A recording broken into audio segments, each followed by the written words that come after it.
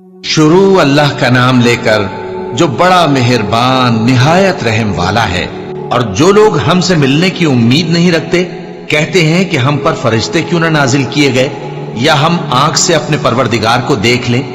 ये अपने ख्याल में बड़ाई रखते हैं और इसी बिना पर बड़े सरकश हो रहे हैं। जिस दिन ये फरिश्तों को देखेंगे उस दिन गुनहगारों के लिए कोई खुशी की बात नहीं होगी और कहेंगे कहीं कोई रुकावट खड़ी कर दी जाए।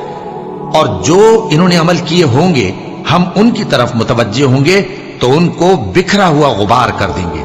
उस दिन अहले जन्नत का ठिकाना भी बेहतर होगा और उनके आराम की जगह भी खूब होगी। और जिस दिन आसमान अब्र से फट जाएगा और फरिश्ते नाजिल किए जाएंगे, उस दिन सच्ची बादशाही रहमान ही की होगी और वो दिन काफिरों पर सख्त मुश्किल होगा।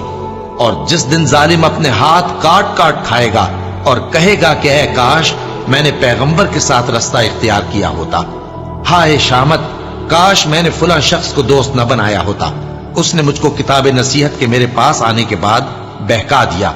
और शैतान इंसान को वक्त पर दगा देने वाला है। और पैगंबर कहेंगे कि ऐ परवरदिगार, मेरी कौम ने इस कुरान को छोड़ रखा था और इसी तरह हमने गुनाहगारों में से हर पैगंबर का दुश्मन बना दिया, और तुम्हारा परवरदिगार हिदायत देने और मदद करने को काफी है। और काफिर कहते हैं कि इस पर कुरान एक ही दफा क्यों नहीं उतारा गया। इस तरह आहिस्ता आहिस्ता इसलिए उतारा गया कि इससे तुम्हारे दिल को मजबूत रखें, और इसी वास्ते हम इसको ठहर ठहर कर पढ़ते रहे हैं। और ये लोग तुम्हारे पास जो एतराज की बात लाती हैं, हम तुम्हारे पास उसका माकूल और खूब वाज़ेह जवाब भेज देते हैं।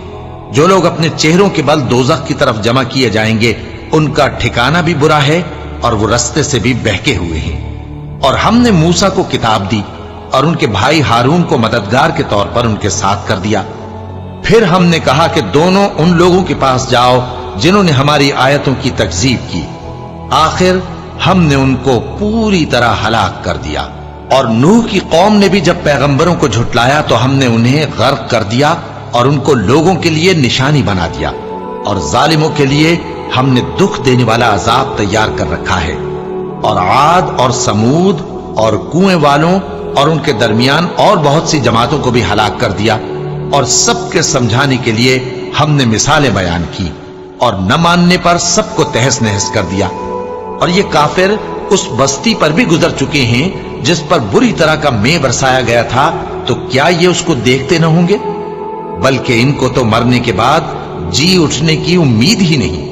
और ये लोग जब तुमको देखते हैं तो तुम्हारी हंसी उड़ाते हैं।